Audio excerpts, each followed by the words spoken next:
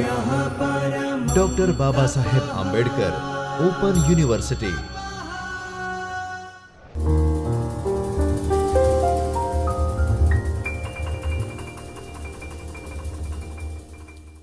નમસ્કાર વિદ્યાર્થી મિત્રો, હું આશીષ વસાવા સમાજકાર્ય વિષયમાં આસિસ્ટન્ટ પ્રોફેસર તરીકે ડૉક્ટર બાબા સાહેબ આંબેડકર ઓપન યુનિવર્સિટીમાં કાર્યરત છું.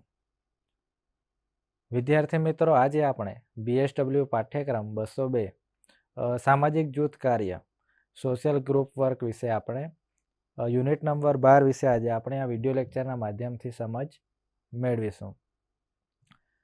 વિદ્યાર્થી મિત્રો, યુનિટ નંબર 12 છે જૂથ કાર્ય મૂલ્યાંકન, જેના વિશે આપણે વિસ્તૃત માહિતી મેળવીશું.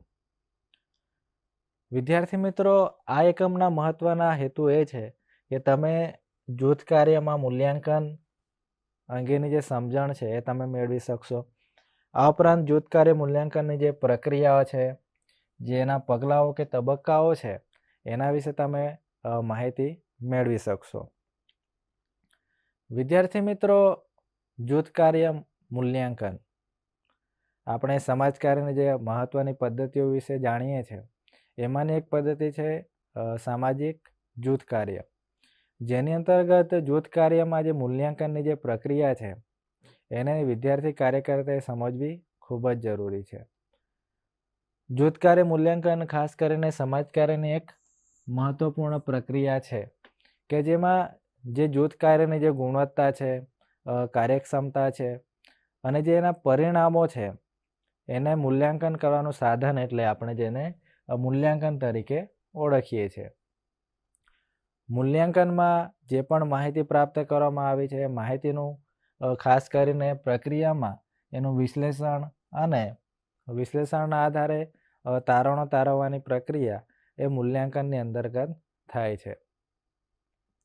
ખાસ કરીને મૂલ્યાંકન જ્યારે પણ કોઈ પણ પ્રવૃત્તિઓ થઈ રહી છે તો એનું મૂલ્યાંકન થવું ખૂબ જ જરૂરી છે. જ્યારે સમાજ કાર્યમાં સામાજિક જૂથ કાર્ય પદ્ધતિ જ્યારે જૂથ સાથે કામગીરી કરે છે તો એનું મૂલ્યાંકન સતત થતું રહે એ માટેના પ્રયાસો થતા રહે છે. ખાસ કરીને જૂથ કાર્યની જે પદ્ધતિ છે એને મૂલ્યાંકનને અનુસરવાનું કાર્ય થાય છે, જેમાં ખાસ કરીને સિદ્ધાંતો અને નીતિશાસ્ત્રને અનુસરવાનું કાર્ય મૂલ્યાંકનની અંતર્ગત થતું હોય છે. મૂલ્યાંકન ઘણા પ્રકારનું હોય છે, આંતરિક મૂલ્યાંકન, બાહ્ય મૂલ્યાંકન. અને જ્યારે મૂલ્યાંકન કોઈપણ સંસ્થા, કોઈપણ પ્રોજેક્ટ છે, કોઈપણ વ્યક્તિ છે, એને મૂલ્યાંકન કરવું, જેથી કરીને મૂલ્યાંકનના આધારે આપણે એને વિશ્લેષણો અને વિવિધ પરિણામો અને ઉપયોગિતા અંગે આપણે જાણી શકીએ છીએ. એવી જ રીતે જૂથ કાર્યમાં પણ જે સમાજ કાર્યની મહત્વની પદ્ધતિ છે, જે સમાજ કે ગ્રુપમાં થતી જે પ્રવૃત્તિઓ છે એનું મૂલ્યાંકન કરવાનું કાર્ય આ પદ્ધતિમાં ખૂબ જ અગત્યનું છે. વિદ્યાર્થી મિત્રો, આપણે મૂલ્યાંકનનો અર્થ સમજીશું કે મૂલ્યાંકન એક એવી પ્રક્રિયા છે કે જેમાં કોઈ પણ એક પ્રોજેક્ટ છે કે કોઈ પણ વ્યક્તિ છે કે કોઈ પણ સામાજિક આર્થિક સ્થિતિ છે તો એની ગુણવત્તા ચકાસવાનું કે એને પરિણામો મૂલવવાની જે પ્રક્રિયા છે અને જે પ્રક્રિયાના માધ્યમથી જે પરિણામો છે એનું વિશ્લેષણ કરીને નિર્ણય લેવા માટેની એક મહત્વપૂર્ણ ક્રિયા છે. કે મૂલ્યાંકન એ માટે કરવું જરૂરી છે કે તમે જે ધ્યેય સુધી પહોંચવા માંગો છો અથવા કોઈ નિર્ણય લેવા માંગો છો જૂથ સાથે કામગીરી કરવા માટે, તો એના નિર્ણય સુધી પહોંચવા માટે આ મહત્વપૂર્ણ પ્રક્રિયા એ મૂલ્યાંકન છે. સમાજ કાર્યના ક્ષેત્રમાં મૂલ્યાંકન એ જે પણ કામગીરી થઈ રહી છે, જે કંઈ હસ્તક્ષેપો થઈ રહ્યા છે, તો તેની અસરકારકતા કેટલી છે. કોઈ પણ પ્રોજેક્ટ ચાલી રહ્યો છે, ઉદાહરણ તરીકે આપણે સમજીશું કે ચાઇલ્ડલાઇન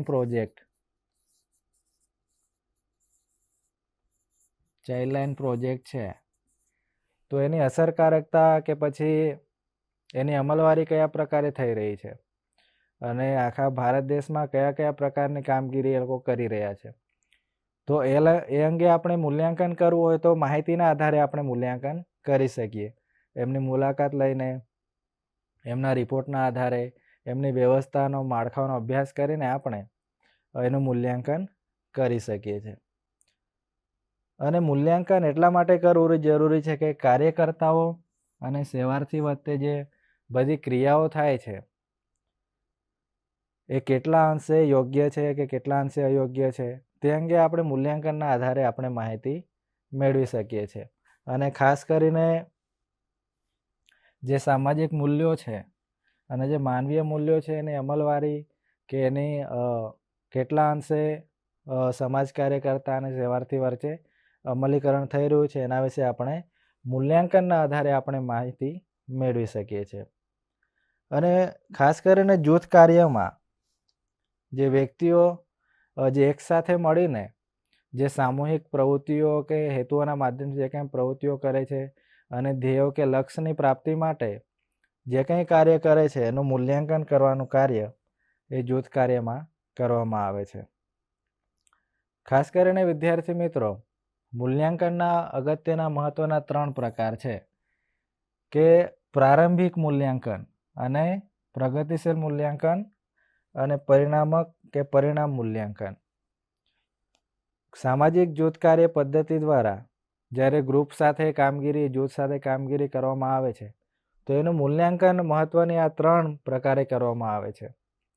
કે પ્રારંભિક મૂલ્ય કે જેની અંતર્ગત જે કામગીરી કરવાની જે પ્રવૃત્તિઓ છે તેના ઉદ્દેશ્યો, ધ્યેયો કેટલા છે અને એને સિદ્ધ કરવા માટે શું પ્રકારની પ્રવૃત્તિઓ થઈ છે તે અંગે જાણકારી મેળવવાનો પ્રયાસ કે એનું મૂલ્યાંકન કરવામાં આવે છે. અને પ્રગતિશીલ મૂલ્યાંકન, કોઈ પણ પ્રોજેક્ટ છે આપણે આગળ માહિતી મેળવી કે ચાઇલ્ડલાઇન પ્રોજેક્ટ છે તો એ કયા પ્રકારની એમણે પ્રગતિઓ કરી છે એ અંગે જાણકારી કે એ લોકો પાસે કેટલા પ્રકારના કેસીસ આવ્યા છે બાળકોને લગતા અથવા મહિલાઓને લગતા કયા પ્રકારના કેસીસ આવ્યા છે અને એ લોકોએ એમના નિવારણ માટે કયા પગલાઓ લીધા છે તો જે એની અંતર્ગત પ્રગતિશીલ મૂલ્યાંકન આપણે કરી શકીએ. બીજું કે પરિણામલક્ષી મૂલ્યાંકન કે જે પણ પ્રોજેક્ટ છે કે કોઈ પણ સંસ્થા છે એમાં કયા પ્રકારની એ લોકોએ ધ્યેયો હાસિલ કર્યા છે કે એમને પરિણામો કયા પ્રાપ્ત થયા છે એ અંગેનું મૂલ્યાંકન આપણે એને આધારે કરી શકીએ છીએ. એટલે મહત્વના મૂલ્યાંકનના 3 પ્રકારો આપણે જોઈ શકીએ છીએ. આ ઉપરાંત જૂથ કાર્ય મૂલ્યાંકનની જે પ્રક્રિયા છે, જૂથ બે વ્યક્તિ, બે જૂથ વચ્ચેનું બનેલું કે આંતર સંબંધોથી રચાયેલું એક જૂથ છે. આપણે પ્રાથમિક જૂથોની વાત કરીએ તો કુટુંબ છે, મિત્ર જૂથ છે, શાળા વગેરેનો સમાવેશ આપણે જૂથમાં કરી શકીએ છીએ. જ્યારે જૂથ કાર્યમાં કોઈ મૂલ્યાંકનની પ્રક્રિયા કરવામાં આવે છે તો ખાસ કરીને લક્ષ્યો અને ધ્યેયોના આધારે મૂલ્યાંકન કે કોઈ પણ જૂથ છે તો એનું લક્ષ્ય કયા પ્રકારનું હતું, એના ધ્યેયો કયા પ્રકારના હતા. માનો કે શાળા છે તો શાળા શું શિક્ષણ આપવાનો પ્રયાસ કરે છે, એ કયા ધ્યેયને હાસિલ કરવા માટેના પ્રયત્નો કરે છે તો એનું મૂલ્યાંકન થાય છે. સભ્યોની ભાગીદારીનું મૂલ્યાંકન કે સભ્યો જૂથમાં કયા પ્રકારનું એમની સહભાગીદારી છે તે જોવાનો પ્રયાસ પણ મૂલ્યાંકનમાં કરવામાં આવે છે. અને સમૂહની ગતિશીલતાનું મૂલ્યાંકન કે જૂથ જે છે એ કયા પ્રકારે પરિવર્તન લાવવાનો પ્રયાસ કરે છે તે અંગેનું કાર્ય એની અંતર્ગત પ્રક્રિયામાં આવે છે. બીજું કે માર્ગદર્શન અને નેતૃત્વનું મૂલ્યાંકન કે જ્યારે કોઈ પણ જૂથ કાર્યમાં કોઈ પણ પ્રવૃત્તિઓ થતી હોય છે તો એનું માર્ગદર્શન કયા પ્રકારે થયું છે, એમાં નેતૃત્વ લેનારા કોણ હતા, એ દરેક બાબતોનું મૂલ્યાંકન આ પ્રક્રિયામાં થતું હોય છે. બીજું છે કે ફીડબેક અને સુધારણાનું મૂલ્યાંકન કે જ્યારે જૂથમાં જે કાંઈ પ્રવૃત્તિઓ થઈ રહી છે એને પ્રક્રિયાના માધ્યમથી જે જૂથ સાથે જોડાયેલા જે સભ્યો છે એમનો ફીડબેક લેવાનો પ્રયાસ કરવામાં આવે છે. ત્યારબાદ પરિણામો અને અસરોનું મૂલ્યાંકન કે જૂથ કાર્ય મૂલ્યાંકનની પ્રક્રિયામાં ખાસ કરીને આ તમામ બાબતોને ધ્યાનમાં રાખીને છેલ્લું છે કે પરિણામો અને અસરોનું મૂલ્યાંકન કોઈ પણ સંસ્થા છે, કોઈ પણ વ્યક્તિ છે કે કોઈ પણ શાળા છે કે પછી સામાજિક ક્ષેત્રે કામ કરી સંસ્થા છે કે કોઈ પણ કુટુંબ છે કે મિત્ર જૂથ છે કે શાળા છે, તો એમના પરિણામો કે અસરો શું થઈ છે એનું મૂલ્યાંકન લાસ્ટમાં પરિણામો એના અસરોનું મૂલ્યાંકન કરવાનું હોય. એટલે ખાસ કરીને જૂથ કાર્યની મૂલ્યાંકનની પ્રક્રિયામાં આ બાબતોનો સમાવેશ થાય છે. વિદ્યાર્થી મિત્રો, જૂથ કાર્યનું મૂલ્યાંકન કરતી વખતે જેના તબક્કાઓ કે પગલાઓ છે જેને આપણે સમજ મેળવીશું. ખાસ કરીને જૂથ કાર્યના મૂલ્યાંકન વખતે ધ્યેયો અને ઉદ્દેશ્યને ધ્યાનમાં રાખીને એનું મૂલ્યાંકન કરવામાં આવે છે. જેમાં પ્રથમ તબક્કો ધ્યેયો અને ઉદ્દેશ્યનો છે અને સેકન્ડ તબક્કો છે ડેટા અને સ્ત્રોતોમાંથી જે માહિતી એકત્રિત કરવામાં આવી છે એનું પણ મૂલ્યાંકન કરવામાં આવે છે. કે ફિલ્ડમાં જઈને માહિતી મેળવવામાં આવી છે, સેકન્ડરી દસ્તાવેજોના આધારે માહિતી મેળવવામાં આવી છે, તો એ ડેટાઓ ક્યાંથી મેળવવામાં આવ્યા છે એનું પણ મૂલ્યાંકન થતું હોય છે. માહિતીનો સંગ્રહ કે માહિતીને કયા પ્રકારે દસ્તાવેજીકરણ કરવામાં આવ્યું છે તે અંગેની સમજ અથવા એનું પણ મૂલ્યાંકન કરવામાં આવે છે. માહિતીનું વિશ્લેષણ કે માહિતીનું વિશ્લેષણ કઈ રીતે કરવામાં આવ્યું છે તે અંગેની સમજ, ડેટાનું વિશ્લેષણ કરવામાં આવે છે ખાસ કરીને. ત્યારબાદ મૂલ્યાંકન, જૂથ કાર્યમાં જે કંઈ પ્રકારની પ્રવૃત્તિઓ થઈ છે, કયા પ્રકારના ધ્યેયો હાંસિલ થયા છે, એ તમામ બાબતોનું સમરી કરીને એનું મૂલ્યાંકન કરવામાં આવે છે. માનો કે કોઈ શિક્ષણ સંસ્થા છે, શિક્ષણ સંસ્થા કે પછી કોઈ યુનિવર્સિટી છે, તો એનું મૂલ્યાંકન કે યુનિવર્સિટી છે તો એના ધ્યેયો ઉદ્દેશ્ય શું હતા અને એના માટે એમણે કયા કયા પ્રકારની પ્રવૃત્તિઓ કરી છે, એ માહિતીના મેળવ્યા બાદ એનું વિશ્લેષણ, ડેટાનું વિશ્લેષણ અને ત્યારબાદ મૂલ્યાંકન સુધી પહોંચવાનો પ્રયાસ કરવામાં આવે છે. તો જૂથ કાર્યમાં સમાજમાં બનતી જે ઘટનાઓ, જૂથમાં બનતી જે ઘટનાઓ છે એને આ પ્રક્રિયામાંથી પસાર થઈને જૂથ કાર્યમાં અગત્યનું આ પગલાઓને અનુસરવામાં આવે છે. વિદ્યાર્થી મિત્રો, આજના લેક્ચરમાં આપણે મૂલ્યાંકન વિશે સમજ મેળવી છે કે જૂથ કાર્ય કરતી વખતે કઈ કઈ બાબતો, કઈ કઈ પ્રક્રિયાઓમાંથી પસાર થાય છે, કયા કયા તબક્કાઓ છે એના વિશે આપણે સમજ મેળવી છે. ખાસ કરીને મૂલ્યાંકન જે પણ સેવાઓ છે કે સંસ્થાઓ છે એની ગુણવત્તા સુધારવા માટે કે પછી વધારવા માટેના પ્રયત્નો કરવા માહિતી પૂરી પાડે છે અને કાર્યકર અને જૂથને જે સમર્થન આપવાનું અથવા તો એનું વિશ્લેષણ કરવા માટેના પ્રયાસો એની અંતર્ગત થતા હોય છે.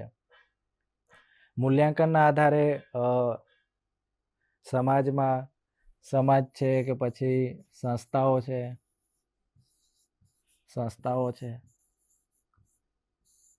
તો એ કયા પ્રકારની કામગીરી કરી રહી છે અને આવનારા સમયમાં શું સંસ્થાનો કે સમાજમાં જે બદલાવો આવી રહ્યા છે એના અંગે જો વિસ્તૃત માહિતી મેળવીએ તો એના આધારે પ્રાથમિક માહિતી મુલાકાતના માધ્યમથી મેળવવા બાદ જ્યારે મૂલ્યાંકન પ્રક્રિયા કરવામાં આવે છે તો એ મૂલ્યાંકનમાં કોઈ પણ ધ્યેય પ્રાપ્ત કરવા માટે જે કંઈ પ્રવૃત્તિઓ થઈ છે, પ્રવૃત્તિઓની અસરકારકતા શું છે, એના પરિણામો કેટલા મળ્યા છે, એ તમામનું મૂલ્યાંકન કરવાનો પ્રયાસ એ મૂલ્યાંકન પ્રક્રિયામાં કરવામાં આવે છે.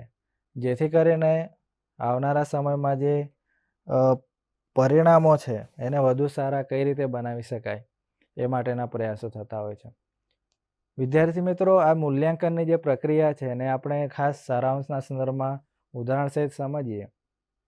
જ્યારે વિદ્યાર્થી કાર્ય કરતા અભ્યાસ કરે છે તો વિદ્યાર્થીને કેટલું આવડે છે એના માટે ખાસ મૂલ્યાંકન, જેને આપણે સત્રાંત મૂલ્યાંકન તરીકે ઓળખીએ છીએ, કે વિદ્યાર્થીએ આખા વર્ષ દરમિયાન જે પણ અભ્યાસ કર્યો છે એને કેટલું આવડે છે એ અંગે જાણકારી માટે સત્રાંત પરીક્ષાનું આયોજન થાય છે, જે મૂલ્યાંકન. એટલે કે મૂલ્યાંકનનો હાર્દ જે છે કે વિદ્યાર્થી કાર્યકર્તાએ શું અભ્યાસ કર્યો છે અને કેટલું આવડે છે, જેનાથી વિદ્યાર્થીને આગળ પ્રવૃત્તિ કરી શકે માટેના વ્યવસ્થિત પ્રયાસો થાય છે. એટલે મૂલ્યાંકન જ્યારે જૂથ વર્કમાં મૂલ્યાંકન એવી પ્રક્રિયા છે કે સેવાર્થી જે જૂથ છે એ કયા કયા પ્રકારની પ્રવૃત્તિઓ કરે છે, એના પરિણામો શું મળ્યા છે, માહિતીનું વિશ્લેષણ અર્થઘટન કરીને પરિણામો સુધી પહોંચવાનો પ્રયાસ કરે છે. તો વિદ્યાર્થી મિત્રો, આ એકમના માધ્યમથી તમે મૂલ્યાંકન એટલે શું એને તમે વ્યાખ્યાયિત સ્વાધ્યાયના પ્રશ્ન તરીકે કરી શકો છો. જે મૂલ્યાંકનના જે પગલાઓ છે એને વિસ્તૃત તમે સમજાવી શકો, અને મૂલ્યાંકનના જે ઉપયોગ છે એનો ઉપયોગ ક્યાં ક્યાં થાય છે એ પણ તમે સ્વાધ્યાયના પ્રશ્ન તરીકે સમજાવી શકો છો. વિદ્યાર્થી મિત્રો, સામાજિક જૂથ કાર્યને સમજવા માટે, મૂલ્યાંકનને સમજવા માટે તમારે જે આ ઉપયોગી પુસ્તકો છે એનો પણ તમે અભ્યાસ કરી શકો છો. તો વિદ્યાર્થી મિત્રો, અહીં આપણું આ વ્યાખ્યાન પૂર્ણ કરીએ છીએ અને ફરી નવા વ્યાખ્યાન સાથે ફરી મળીશું. નમસ્કાર. स्वाध्यायः